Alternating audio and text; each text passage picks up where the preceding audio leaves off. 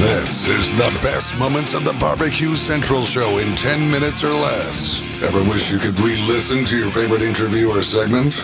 Do you enjoy hearing older shows for the first time in years? Then the best moments of the BBQ Central Show in 10 minutes or less is just what you need. Thanks for listening and enjoy the show. Yes, indeed, it is just what you need. Welcome, John Solberg here, your host for the best moments of the BBQ Central Show in 10 minutes or less. Happy to tell you that this show is brought to you by Green Mountain Grills.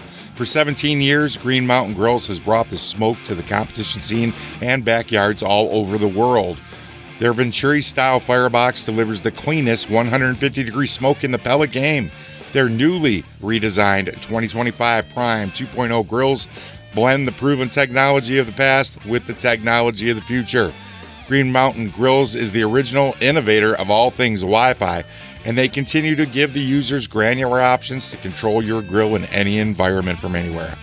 Green Mountain Grill also leads the pack in accessory creation, from their pizza attachments that delivers pizza in 2 minutes to rotisseries, add-on side burners. The list goes on and on. You can check out the new 2.0 Green Mountain Grills over at greenmountaingrills.com. That's greenmountaingrills.com. Let's jump right into this, and I'll let Greg take care of the introduction. Somebody that I'm sure will be taking full advantage of the show discounts is my next guest. He's been on the show before. He's a multiple-time author. He also owns the East Coast Grill and Raw Bar in Massachusetts. Chris Schlesinger. Chris, welcome back to the show. How are you tonight? Hey, Greg, how you doing? Oh, I'm not doing too bad. Thanks for coming on and talking to me again tonight. First of all, real quick, wanted to address, do you know anybody by the name of Andy Husbands, and why would he be taking claim to you and all of your barbecue knowledge? Is that, well, Andy Husbands, I mentored Andy, worked for me at the chef of the East Coast Grill in Cambridge about 15 years ago, and went on to open his own restaurant. And I don't know if you've heard of him from his TV fame. He's been on the Gordon Ramsay Hell's Kitchen show the past couple of weeks, but he also picked up some barbecue talent from me and went out and does some competitive barbecue cooking throughout the country. Yeah, we know, absolutely. We know he's part of IQ. And anybody that's, I'm not really a big reality TV guy, but I love Hell's Kitchen simply for the fact that Gordon Ramsay's the real thing, I think.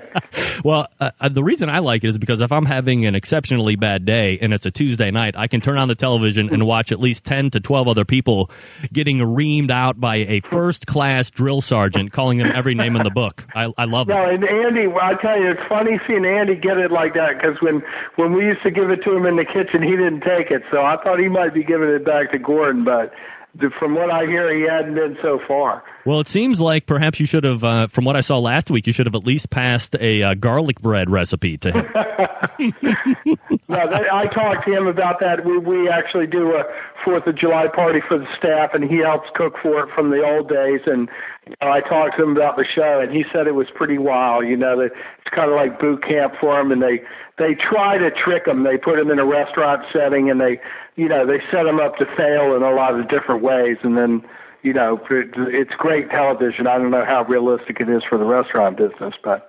Well, the good news is that I actually have him on next week, so I'll be able to quiz him all about how all that works. Ask him, first question you ask him, Greg, is who taught him everything he knows about cooking. Well, considering he was claiming, he taught you all you need to know about barbecue, I'll be happy to return that favor. So the reason I want to have you on tonight, we're kind of breaking it down back to the basics here. The show continues to gain new listeners all the time. Not everybody is, fully in the, let's say, intermediate to expert range as far as fire management and all that good stuff. So why don't we start probably where the majority of people have some type of fire, which is with gas grills.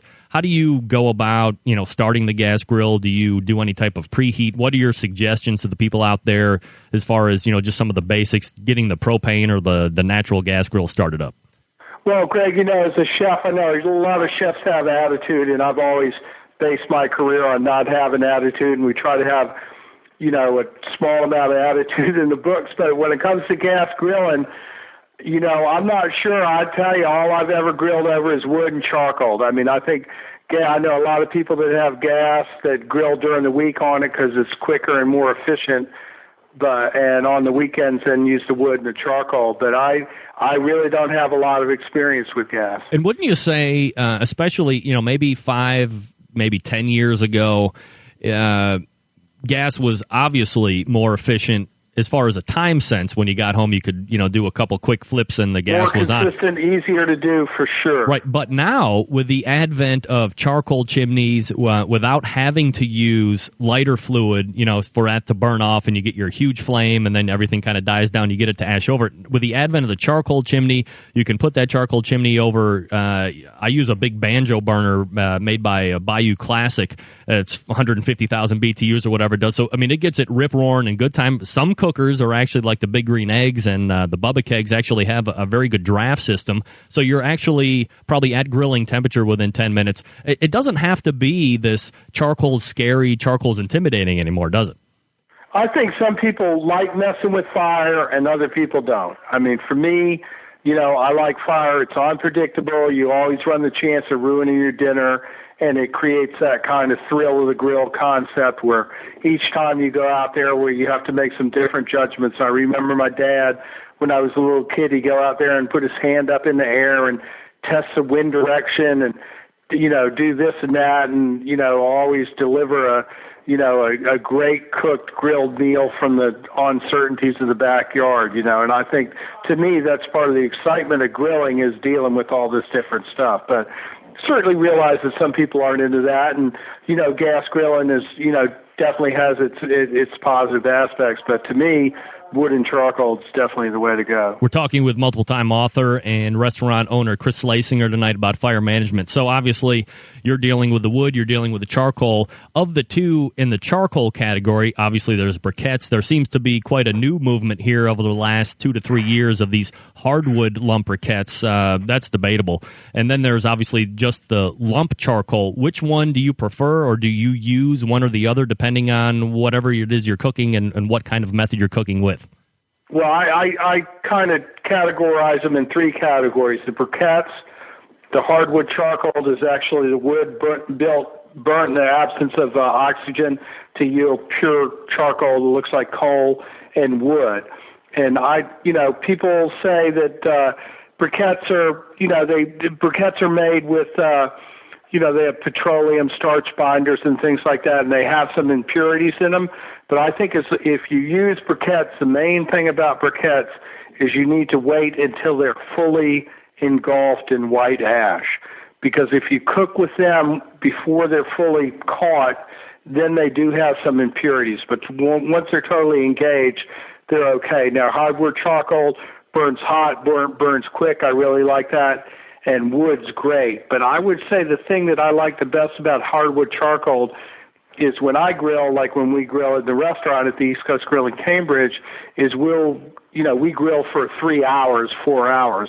So we have to constantly add charcoal. So if I'm adding briquettes, I would say I'd have to wait till those briquettes are caught to start cooking. But if I'm adding hardwood charcoal, because it's 100% pure carbon, I'm able to cook over that prior to it being totally caught. So how does that work in a restaurant type of sense? Here in the backyard, you're probably, unless it's an overnight cook or you're doing something that is extremely long, you're not really having to refill the lump charcoal. But oddly enough, I was having a conversation with barbecue legend Ed Morin, who was just introducing a pellet charbroiler for the restaurant industry. And he was saying kind of how, if you're not a grill master of the wood charbroiler in a restaurant, it's hard to kind of keep that stoked and kind of keep the temperatures right. How do you go about dealing with that live fire mania in the restaurant industry? You want to find out what Chris had to say? Head over to the bbqcentralshow.com. There is a link in today's show notes. It's going to take you to this complete episode. While you're over there, poke around a little bit in the past episodes. Maybe you'll find something you would like me to make a show for you from. Just send me what you like. Send me the date of the show. I'll take it from there. And until next time on the best moments of the Barbecue Central show in 10 minutes or less, I'm your host, John Solberg.